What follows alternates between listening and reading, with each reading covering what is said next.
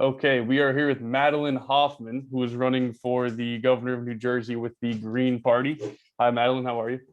I'm fine, Daniel. How are you? I'm doing great. I'm glad to be with you here today.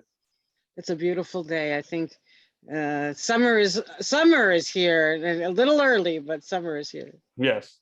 So I wanted to start off by asking about your history in politics. You've been on the scene since '96 when you ran with Ralph Nader.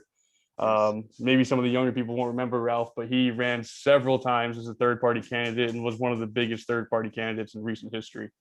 So what was it like running with him? And what made you want to enter the scene as a third party candidate? Well, that's a really interesting question. I'll try to answer it concisely because I could spend the whole hour talking about that one. I actually didn't decide it on my own. I was from 1980, 81 until 1998. I was the director of a grassroots organization that worked with communities throughout New Jersey fighting toxic chemical pollution problems. So that would be like a polluting incinerator or a leaking landfill or a sewage sludge facility or a proposal for something new to add to the pollution. And I'd been doing that in 1996. I'd been doing that for about 13, 14 years. And I got a letter in my post office box from the Green Party of New Jersey, first asking me if I would run for president of the United States, because that was the first year Nader ran, and it wasn't clear how many states he would run in, because he had to get on the ballot. You know, the federal elections are state by state by state Right. elections. So I was asked first to run for president, and I just didn't know what to do with that. I kind of dropped to the floor, figuratively, like, oh no. And then while I was thinking about that, about 2 weeks later, I got another letter from the Green Party saying that Ralph Nader had agreed to run in New Jersey. And so I wasn't needed to run for president. And I said, snap, easy come, easy go. But then it went the next line. We want you to be his favorite daughter, our favorite daughter candidate.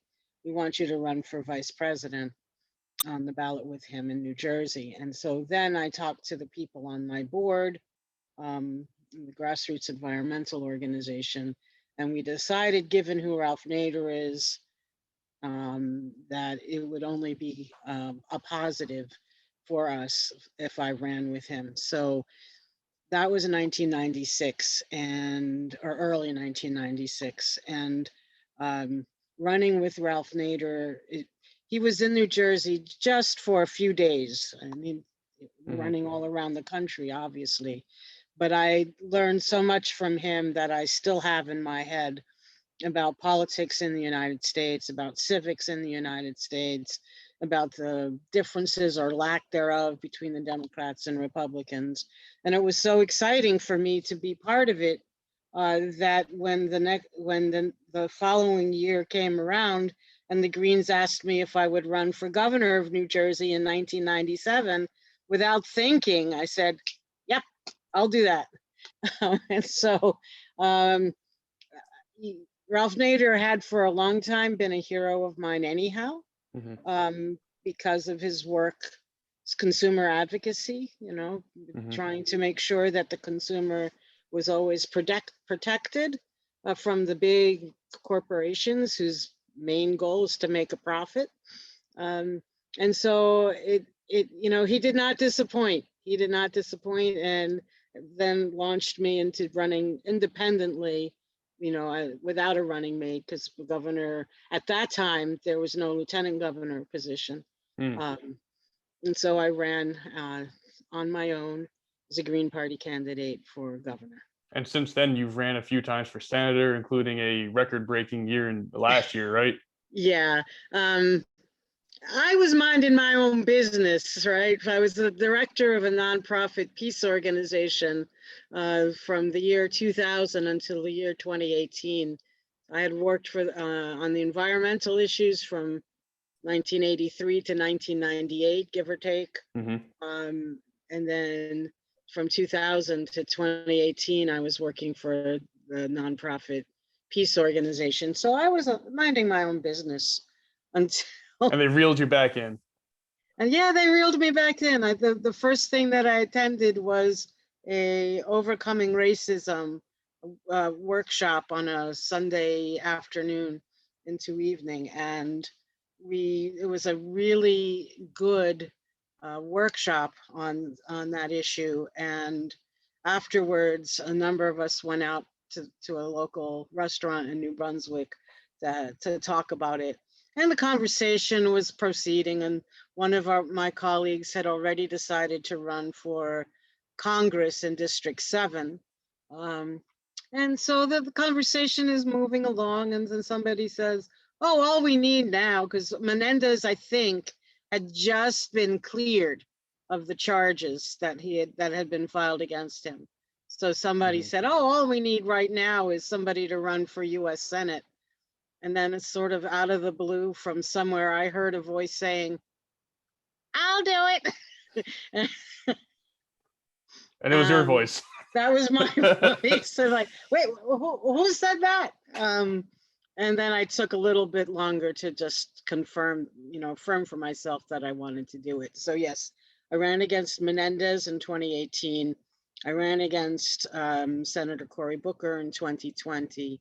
And then because, as you said, it was record breaking, we got almost 40,000 votes, 38,288, which was the highest number for anyone running statewide for the New Jersey Greens since Nader's showing in the year 2000.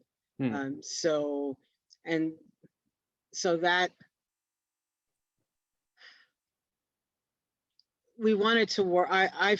We all felt like it was important to build off that 38,288 number, because that showed that even in the middle of a highly polarized election, Donald Trump versus Joe Biden, even in the middle of that highly polarized election, there were still record numbers of people who wanted to, in New Jersey, who were willing to vote green. And so running for governor in 2021 is a way to build off of that and try to see exactly, not for a particular candidate, not for a particular, like my personal political career, no, to advance and promote and strengthen the goals of the people out there who are working for a better state and a better country, to support movements out there who are trying to,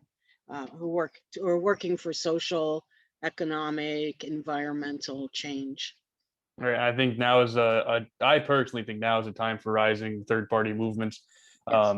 And you can look even to 2016 as a good example of this, because Donald Trump ran as a Republican, but really he wasn't a typical Republican. A lot of his views didn't fit in with the Republican Party. And then you had Bernie Sanders, who both of them had huge grassroots movements. And Bernie is an independent who ran as a Democrat, but really his platform is much further left than the typical Democratic Party. So you're seeing these two people who are operating really outside of the party gaining support from everywhere in the country, and you see a growing discontent with the current parties, because it seems like there are no good guys. The Democrats and Republicans are just, doesn't matter, they're just in it for the money. That's what it seems like. That's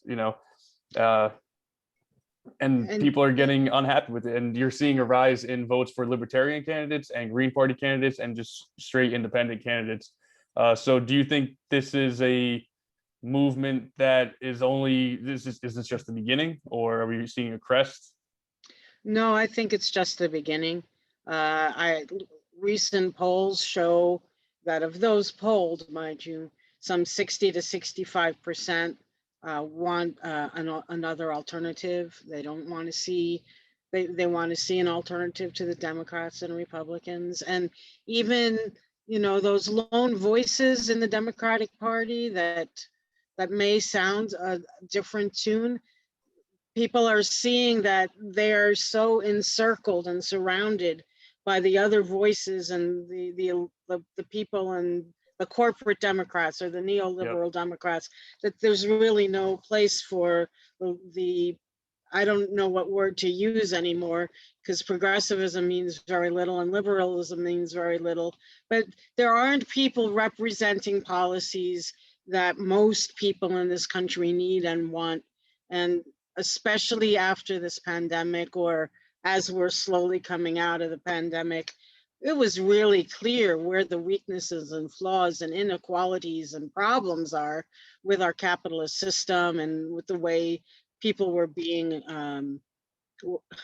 treated, people losing their jobs, and then losing their insurance, people losing their jobs, and in New Jersey specifically, on unemployment, trying to get unemployment for months and months and months. The system is so antiquated at the state level that people still, I think some people never did get their unemployment benefits. And then others now are being told that they're kicked off the unemployment line benefits in order to make the numbers look better. So yeah, I think, when people feel these things directly, that's when it's time for change. And the pandemic, as much as anything else, I think made it really clear that the system wasn't working. And those who supported a Bernie Sanders, for example, I mean, you're absolutely right, Daniel. In 2016, people were pouring out to listen to Trump and to listen to Sanders. In the hundreds of thousands, people wanted something different. And they got disappointed in 2016 if they supported Sanders. If they supported Sanders again in 2020, they got disappointed and left, left standing with like, okay, now what? Where do I go? Yeah. Where's there to turn? Exactly. So that's, I think, and then the other part of 2020 is because it was a pandemic, there was a vote by mail option that was used by many more people. And so the voter turnout was higher. You could vote, you could fill out your ballot and drop it in a box, a safe box, anytime for a month. It wasn't like election day for 8 hours or whatever it is on one specific day. Especially if you that always bugged me. Election day, people have to work, but you only have a certain amount of time to get your ballot in. It's like, well, if you work an hour away, right? How are you going to vote? Yeah, unless you get up at 5 in the morning and vote at 6, and people who work an hour away, they don't go to bed till late. So it's just very inconvenient. So I think, we need to continue that practice of mailing in ballots and get the largest number possible of people to participate. Yeah, I think part of me thinks that it's almost designed to be inconvenient.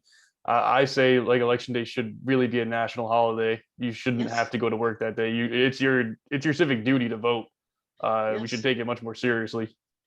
Yes, and then there's a book written by a comedian and politician out of Texas. Jim Hightower is his name. And a lot of people, many people will never have heard of him, but he was very active during the time that I was most active, and he wrote a book. He wrote a book with this title. The title was, "If God had wanted us to vote, he would have given us candidates." So yeah, we have to make it easier for people to vote, certainly, and make it a national holiday. Make it, by mail, and you have 4 weeks to get your ballot together and put it in the mail or in a drop box. And then also, make it so that other types of people can run for political office. We support, as the Greens, we support something called ranked choice voting, where a person can go into the voting booth and vote for their first, second, third, fourth, fifth choices, instead of going into the voting booth and saying, well, let's see, I really want to vote for the Green or the Libertarian or some other independent. But if I do that, then that means that the candidate I fear the most might win. So for so many years, people have been backed into a corner when they go to vote. And if there were ranked choice voting, and if big money was taken out of politics, then, more people, ordinary people, would say, I can run. Yep. And I need to run, and I need to represent, I don't know, a farmer, a teacher, people who aren't well heeled. There are so many rules set in place to belittle the third party, like the 15% rule in general elections, where you need 15% support just to get on the debate stage, which is designed so that we can just have two candidates on there. Yes, And but the exactly. ranked choice voting, that's a good. I know they're doing that in New York now. I hope it's coming to Jersey soon, because that's a big, like with the Biden Trump election. I didn't want to vote for either of them, but all of my Democrat friends were like, well, if you don't vote for Biden, that's a vote for Trump. And all my Republican friends were like, well, if you don't vote for Trump, that's a vote for Biden. It's the same line on both sides, where any vote that isn't for my guy is a vote against him. And we can't think like that, because then that's designed to narrow the choices down to two, frankly, crappy choices. But enough about national politics. Let's get into your platform here. Right. The first thing, environmental justice is obviously a big deal for the Green Party in general. So I saw that was one of the biggest tickets on your platform. And I saw you use this term eco-socialism. Could you describe that for us? Yes, I can. But before I do, can I make one comment on the lesser of two evils? Sure, yeah.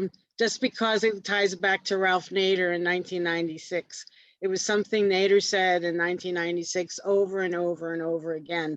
And in 2016, what he said came true, because the two people who were running, Trump and Clinton, were the two least liked candidates ever, right? Mm-hmm. So the choice was pretty poor. And you used a different word, which I agree with. But Nader used to say, if you vote for the lesser of two evils, you're still voting for evil, and the evil gets lesser and lesser. In other words, we get less and less of what we want, because we keep settling for somebody who's less evil or less bad than the other. And then 20 years later, in 2016, what he said came to fruition completely and totally. And so that's why we need to get out of that box. Exactly. The lesser of two evils is still evil. You're still choosing an evil thing.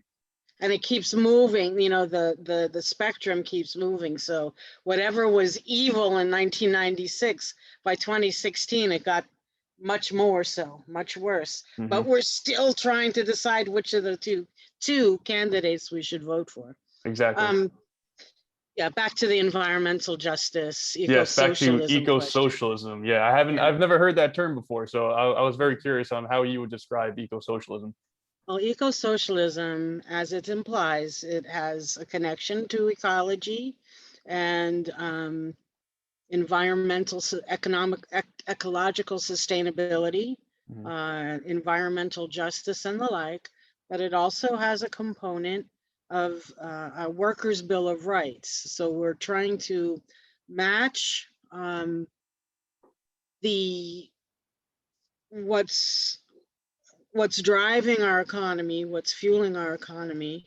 We want to match that with what's best for the environment. So it follows along two principles: ecological sustainability and socialism. Mm-hmm. And that means that not every job that we have is a job that's in place to maximize profit. For example, let's look at the fossil fuels industry. One part of our platform is to get us off fossil fuels as soon as possible. Governor Murphy says we're going to use 50% renewables in New Jersey by 2030 and go 100% renewable by 2050. All the experts say we don't have that kind of time, because the burning of fossil fuels contributes to global warming, which contributes to climate change, catastrophic climate change. So, but we know that if we reduce or eliminate the dependency on fossil fuels, there will be people without work. Unless, yeah, especially in Jersey, we have big oil refineries, the what do they call it, the chemical coast? Yes, Yep. Yes, exactly. So we can't solely call for moving away from fossil fuels without coming up with another kind of job to put in its place. And if you have the workers and the people of the state involved in deciding what those kinds of jobs would be. For example, I mean, an easier one for me, because that's what I did when I ran for, when I was the director of a nonprofit environmental organization, environmental justice organization, is if you don't burn garbage in a garbage incinerator, okay, the jobs associated with that no longer exist, but you can have a recycling job. You have recycling jobs, composting job, waste reduction jobs. You transition away from the damaging, destructive, solely for profit, or not solely for profit, that does provide another use, but it's clear in terms of our current climate crisis that burning of fossil fuels is a big contributor. So we come up with alternative jobs for those who are employed in the petrochemical industry, and we protect the workers. So what kind of jobs would that include? Like for example, I mentioned the chemical coast earlier. That's Yes. on over across the water from Staten Island. Yes. Mainly two big oil refineries and a couple of other chemical companies there.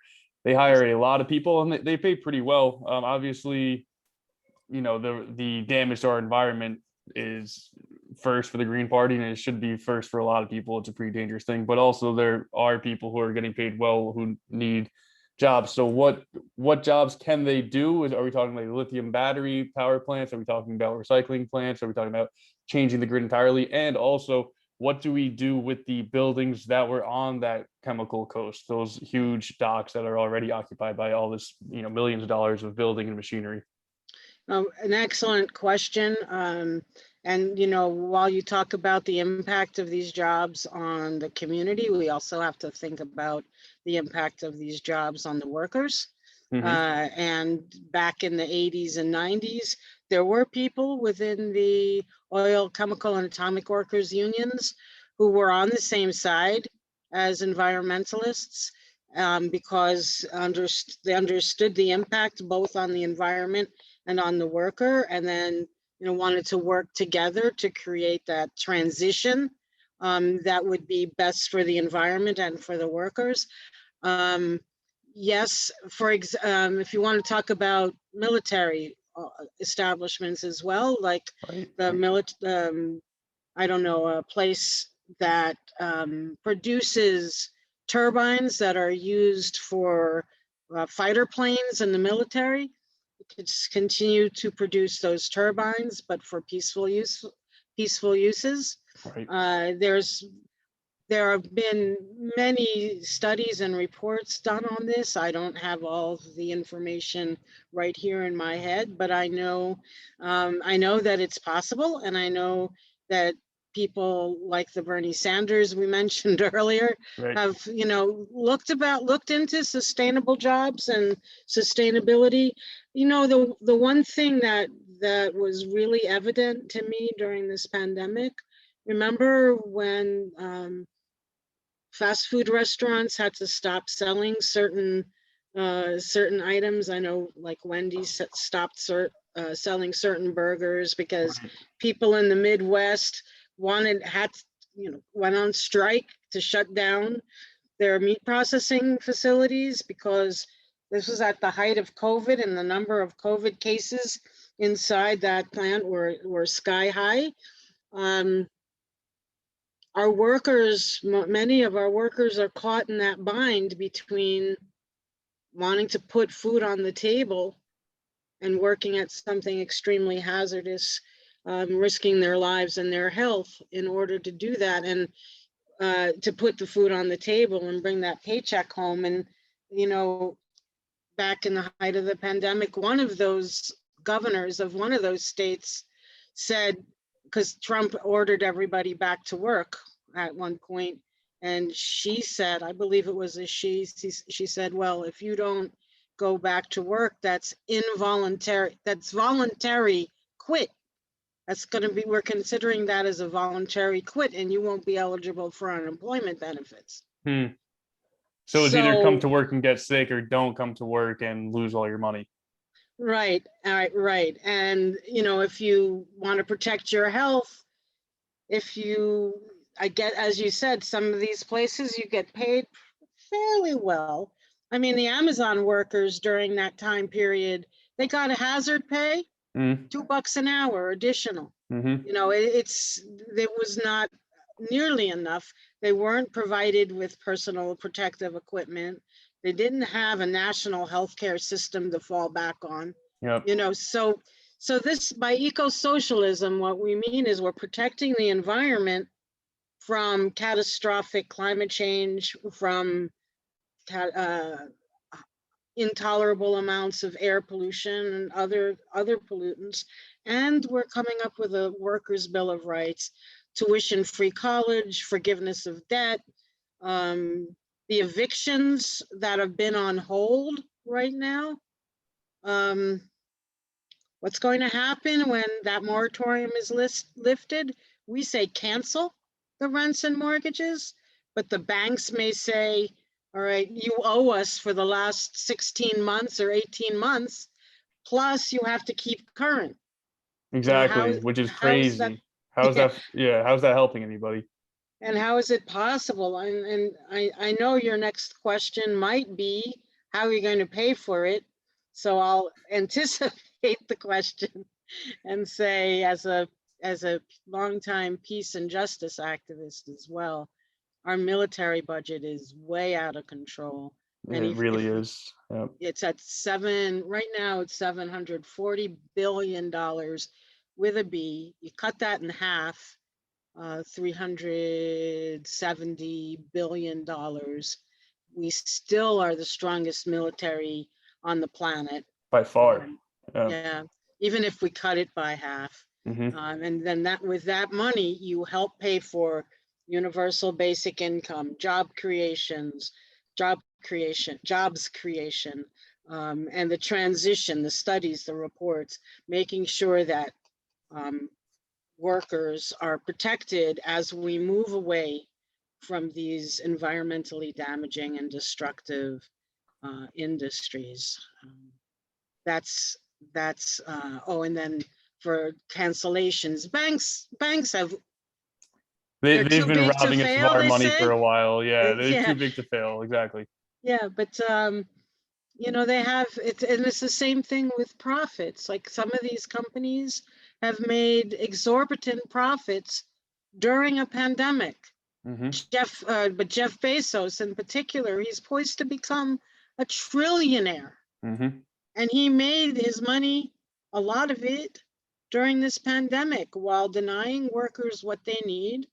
You know, so the socialism aspect of it means everybody's protected. It's not only about the bottom line of profit. It's about assuring that workers don't have to make the hard choices we just talked about, you just mentioned, and protecting the environment at the same time. And so Murphy wants us to be 50% clean energy by 2030 and 100% by 2050. What would your time frame be? I believe I saw you say 100% by 2030.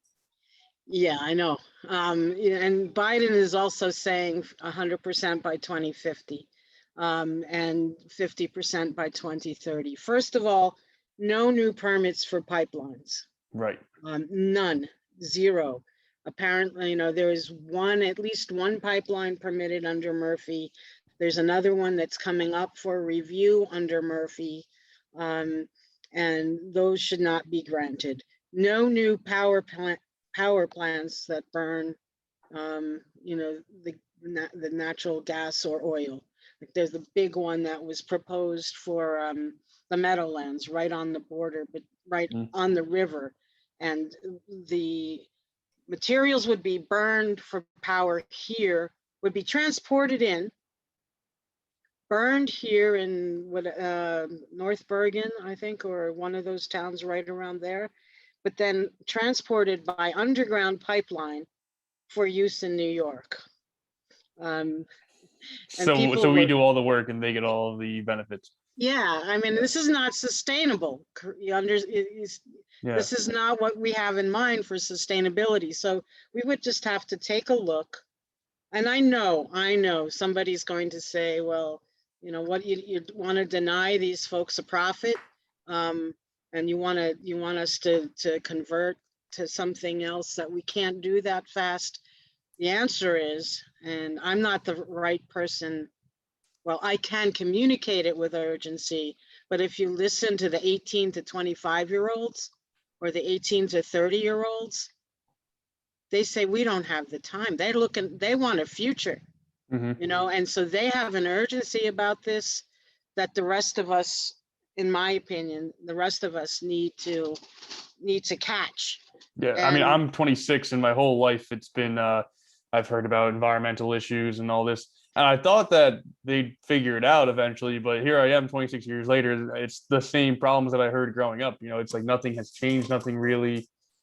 It's like we just keep kicking the problem further down the road for someone else to deal with. And right. now it's our turn to deal with it.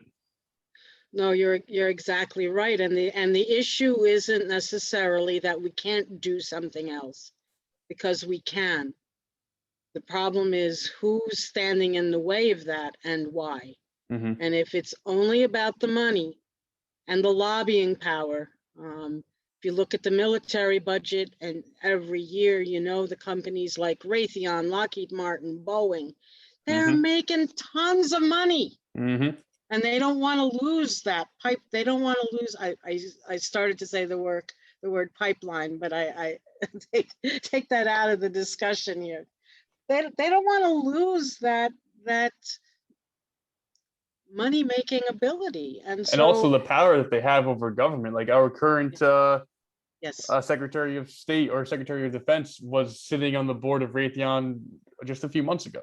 that's correct. How much power do they hold over our Pentagon and our government, our military in general? Considering they're all buddy buddy. The chairman of Raytheon one day is making choices for the company, and then the next day he's making choices for the government. And we'd be foolish to think that those interests don't overlap a little bit. Or contradict. Yeah, I mean, Yeah. it's like the conflict of interest idea. Can you really be looking out for the welfare of the citizens and residents of your states and country, or the rest of the world for that matter?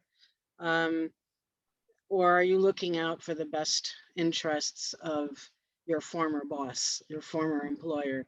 And, you know, Dwight D. Eisenhower was no pacifist. Dwight D. Eisenhower fought in the wars, and he said right around 1960, he warned us all to be aware of the military-industrial complex. Mm-hmm. And here we are 60 years later, and we say, beware of the military-industrial complex, Yeah. because it's governing so much of what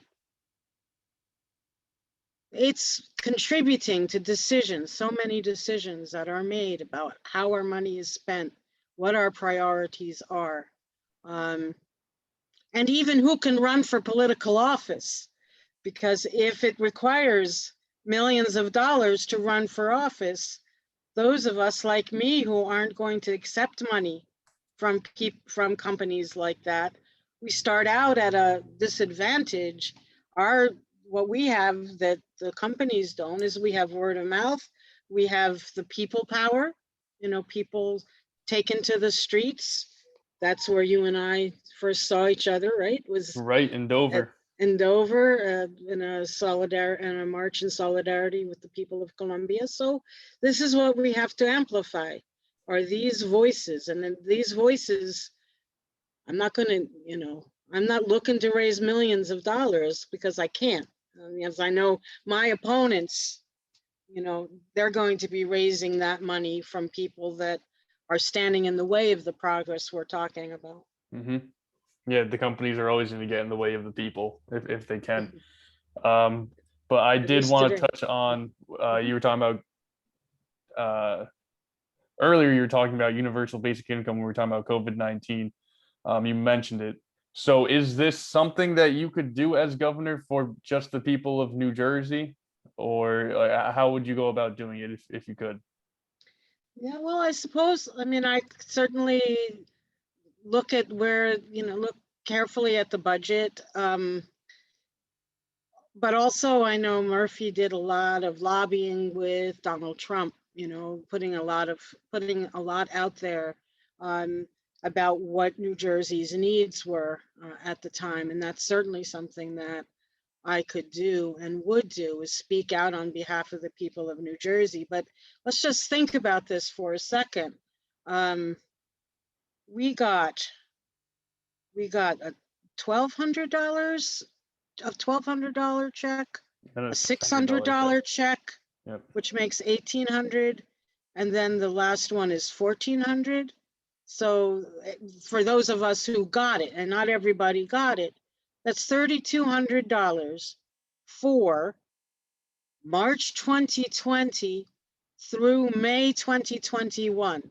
Right, so that's 12 and 4, 16 months, $3,200. It's about $200 a month is the average of what we've gotten. In terms of federal subsidy, if you're undocumented, if you're a student with loan debt, if you're, there were a couple of other categories that were left out. And I remember hearing Senator Booker, when he was running for office, on a panel with Governor Murphy, saying, yeah, this is a great bill. This is going to get money in people's pockets. This was the $1,200 stimulus check. And he said, but this group, this group, this group, this group, and this group were left out. We'll get to them in the second round. As if we have that much time. There's people that can't afford to eat. Correct. And I mean, you want them to wait for a second round. It's right. And I mean, and when you think about how little we've received, I mean, I don't want to send it back, don't get me wrong, but if we just look at the overall economics of it, the state, the federal government, there are countries that have $2,000 a month universal basic income. And it's not a substitute for a job. The best thing would be one of the jobs that we're talking about through the Eco-Socialist Green New Deal. We don't want to have the universal basic income be the way that people survive. But during this pandemic, I mean, what's happened instead, and it's not a bad thing, and it's something that we'll likely have to continue, because the people not only have to, but the people who are doing it now will want to continue it. And that is mutual aid organizations. There have been mutual aid organizations springing up everywhere in New Jersey because people on limited income, fixed income, virtually no income, people who are living, throughout Morris County, there are, I think, 200 to 400 families that are being served by Mutual Morris, where as a community, some places are donating food, some places are donating, people are donating diaper, whatever, and volunteers. Even at the height of the pandemic, I felt like a coward because I wouldn't do it during the height of the pandemic. I was too nervous about delivering food to the doors of people I didn't know. But since just before the lockdown and all the way through and continuing today, there are people in Morris County, Mutual Morris, who have been serving many. I shouldn't probably not use the word serving, but have been bringing food and supplies to people who need it, to tighten the community, to make it more cohesive. And these are things that are going to have to continue. There's a strong mutual aid organization in Patterson as well. People need to help, have been helping one another, recognizing just how many people were one paycheck away from disaster. Yeah, and I think that sense of community of helping people in your town or in your county is really the way to get through something this terrible, and also the only way to really push for better legislation and hope for the future. Um, and another thing that really affected a lot of folks in New Jersey during COVID was the lack of healthcare, because healthcare is traditionally, employer supplied. And if your employer fires you or lays you off, you no longer have insurance. So it's because of this pandemic, I no longer have a job. Because I no longer have a job, I don't have health insurance. Because I don't have health insurance, if I catch this virus or any virus really, I might just die because I can't go to the doctor. Or if I do go to the doctor or the hospital, especially in the early days of the pandemic when they were putting people on ventilators unnecessarily, that was tens of thousands of dollars. So, okay, I survived. I'm better now, but now I still don't have a job and I owe the equivalent of a new car in medical bills for maybe Mhm, maybe treatment I didn't even really need. You could argue. So I mhm. know you're a supporter of Medicare for all. My question is, how do we do that in a single state? Could we have a state funded Medicare for all, and what would that look like? Yeah, we can do a single payer Medicare for all and at the state level. Um, it would be worth it. I think Vermont had it. I think it was something, or Massachusetts had it, or something close to it. Um, it's extremely important to have one. I would need to. I can't explain fully how we would move from that to that, but we don't even have a public option in the what was called the Obamacare or the Affordable Care Act. I've been benefiting from the Affordable Care Act since it started, but we pay more and more for it and get less and less in return. And it does have state subsidies. There are other programs with state subsidies. So that would be how we would need to do it. We need to do the state subsidy for people. And I would look into exactly how we would make that happen here, but I completely agree with the need to do it. Um, and I remember in debates between Bernie Sanders and Joe Biden that Joe Biden continually said, no, all we need to do is tweak the Affordable Care Act. And Bernie said, no, no, no. And Biden would say, well, you're looking for a revolution and I'm looking to take care of people now. And I would yell back at the TV, you can do both. We can do both and we have to. And it would mean looking through the budget, freeing up money that's being put into other things. We still have, I mean, this is from 1997 when I ran, we have much debt because under Christie Todd Whitman back in 97, the pension funds, people's pension funds, fire department, police department, their pension funds were raided in order to make up for what then Governor Florio wanted to raise in additional taxes. Um, and so um, we're paying that off. I still have the news articles with the headline, um, party now, pay later. This was from 1997. Hmm. When the bill comes due, all of us now, 20 something years later, 24 years later, are paying for it. So yeah, we need to find those areas where there's money that can be freed up to go into subsidizing um, state healthcare.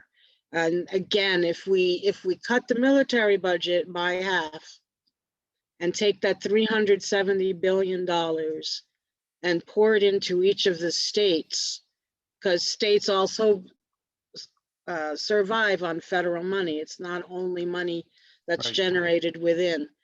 We also need to raise, and I believe Murphy supported it, but it's not in place yet. We need a wealth tax on the 0.01%. We need to raise more money. There was a time, it was in 2003, where if there was a wealth tax placed on those folks, the top 0.01%, the amount of money that it was going to take to wage war on Iraq, all of that money would have been raised from that wealth tax. Yep. And I mean, now during COVID, you touched earlier on the fact that the richest have gotten wealthier during COVID-19. Yes. And there are 400 people in America who have about 25%, I think it might be closer to 22% of all of the country's money, all of the GDP. Before Yes. COVID-19, it was 15%, which is still outrageous, but it has gone up to the point where 400 people have a quarter of the nation's wealth. And, you know, sometimes people hear things like tax the wealthy or tax the rich, and they think that it's a bad idea because it will be bad for corporations and bad for businesses. But when you look at it that way, of how much money these few people have, it isn't about making business for them. It's not about making jobs or creating business opportunities. It's just about gathering up gold and money and sitting on your pile of wealth like, you know, some greedy dragon or something. And the only way Reaganomics doesn't work. Trickle down economics doesn't work. We can't expect them to invest in us, right? That's the government's job. That's what the government's there for. Right. And if you think back to the Great Depression under FDR, you know, there were government programs for many things. There was a works project administration, Right. where there were government jobs. There were, and not, you know, like many different kinds of jobs, including construction and education and such. If you look at our federal dollars, for every $1 that we pay in federal taxes, almost between 50 cents and 60% of that, 50 cents and 60 cents of that dollar goes to the military. 6% of that, 6 cents goes to education. Right. So there's some, you know, somebody will say to me, but you're running for governor, why are you talking about national issues? And my response is because the states need money. The federal government grants money, but the federal government has granted less and less. It could grant more and more if the federal government changed its priorities. And yes, I guess you've already seen that. I don't, you know, I'm not going to sit back and accept the status quo if the status quo isn't working. Right. So all of the things that I'm suggesting, they can be done. There are reports that show how they can be done. It's the political will to get them done. But as long as the government's in the hands of the current political parties, it doesn't appear to be moving in that direction at all. And as long as the profit motive is what drives everyone primarily, we're not moving in that direction. Back in the 1950s, the corporations contributed a huge amount, a huge percentage of municipal budgets, state, county, and municipal budgets. That percentage has shrunk to be very, very low now. And instead, what you may hear, you know, wherever you live, you may hear the government, the local government saying, we don't have enough money for emergency services, so we're going to let this private company take it off our hands. We don't have enough money to run the county hospital. We don't have enough public funds to run the county hospital. So we're going to let this private company take that off our hands. We don't have enough money to run this public prison. We're going to let this private company take it off our hands. And I remember having conversations with people in the healthcare business, for example. If you have a profit-making company providing all the medical equipment people need for testing and so on, the prices don't go down, they go up. The amount of accountability that company has to the people and their patients doesn't go up, it goes down. And so we need to restructure everything so that, and this is where we talk about a public bank, you know, where different constituents, different groups of people can say, okay, we have this $5 million that we can invest today. Where do we want it to go? Not where does Governor Murphy and the legislators in, in the state government, where do they want it to go? Whose pockets do they want to line? It's, okay, where do we want it to go? Right. To You're taking serve, my tax dollars. I want to know where it's going. I want to have a say in where it's going. I Right. want to have a say. And that's the idea behind representative government, but it's not how it's working right now. Yeah, not at all, especially in Jersey where we pay so much in taxes on absolutely everything and we get very little for it. Yeah. So one, you talked about reducing the military budget to help pay for this. Another thing I've seen you talk about is reducing police budgets. Do you want to go into more detail on that? Because I do think there are some towns where the budget is definitely inflated. Like I don't think we need. In my town, for example, there are blacked out cars, cop cars with pure black tinted windows. You can't even see the police department's name. It's black vinyl on the side. They're all like blacked out, and it's clearly for the purpose of hiding and finding you when you least expect it, and then giving you a ticket, as opposed to the old police cars were blue and yellow or white and black, very obvious, so that if you saw it, you could wave the cop down to come help you. And it seems like there's been a rapid transition from these cops are supposed to be seen and able to help us to these cops are stealthy members of the state who are spying on you and trying to catch you doing something wrong when you can't see them. So in that regard, I think that budget is a little ridiculous. But what do you think about generally our police budget in the state, and what would you do to alter it? Right. Well, this is a controversial topic, to be sure. I've had people ask me, what do I mean when I say defund the police? Right. And my response is, for the city of Newark, as an example, the biggest budget item in the city of Newark is the police. And so then, when Cory Booker was mayor, a lot of education went to private charter schools. So the money was going to police, but not to public schools in that sense. Can I When just the push back only, on Newark real quick? I'll just say yes, Newark did in 2020 have the first year where they did not fire a shot. And a lot of people are citing the training protocols that they've been going through, which obviously requires money in a budget for that. And so in cities like Newark or Camden, that seems to work if you do it right, if you do the training correctly. But the funding of charter schools is something I don't agree with. And public schooling, I think, should come before them.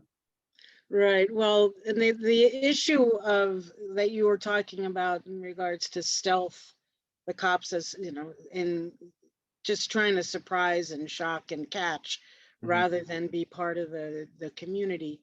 I mean, the ever since George Floyd was murdered by Derek Chauvin, I mean, the amount of information that's come out and the amount of instances of police acting with questionably, in some cases, definitely inappropriate uses of force, in some cases, quite debatably inappropriate uses of force, leads me to think of that old adage, if the only weapon you have, or the only tool you have in your toolbox is a hammer, everything you see looks like a nail. Right. So if the only tool you have as a community to address certain issues is the police, or are the police, then every case that comes up with a police is something where you have a person with a gun and a nightstick and a certain philosophy of dealing with the community or communities, because it's different in a Black community or a Latino community, Latinx community. The attitudes between police and the people are different. So what I understand defunding the police to be, and what I support, is to take, just like we talked about the military, take some money out of the budget and put it into social work, put it into recreation, put it into jobs creation. Do not and I say that, with big letters, multiple underlines and exclamation points. Do not accept gifts from the Department of Defense under the S-1033 program, which are cast-off tanks and other weapons that were used in wars overseas. Don't accept them and use them, put them in your local police departments. Remember the man who was shot and killed? He fell asleep on the drive-through line in a Wendy's. Yep. I don't know how many times I thought about that, or how many posts I read about that. Imagine if a social worker had gone up to him and said, "Can we help you? How can we help you? Do you need a meal? Can we get you one?" Because for 45 minutes, that was a peaceful interaction, more or less. Mm-hmm. But then it escalated with the cops, and the guy was running away and got shot in the back and killed. Right. So this is what defund the police. To me, it's defund and demilitarize the police. To take the money, some of the money, not, there are people who call for the abolition totally of the police department. I stopped short of that, but it needs to have a whole different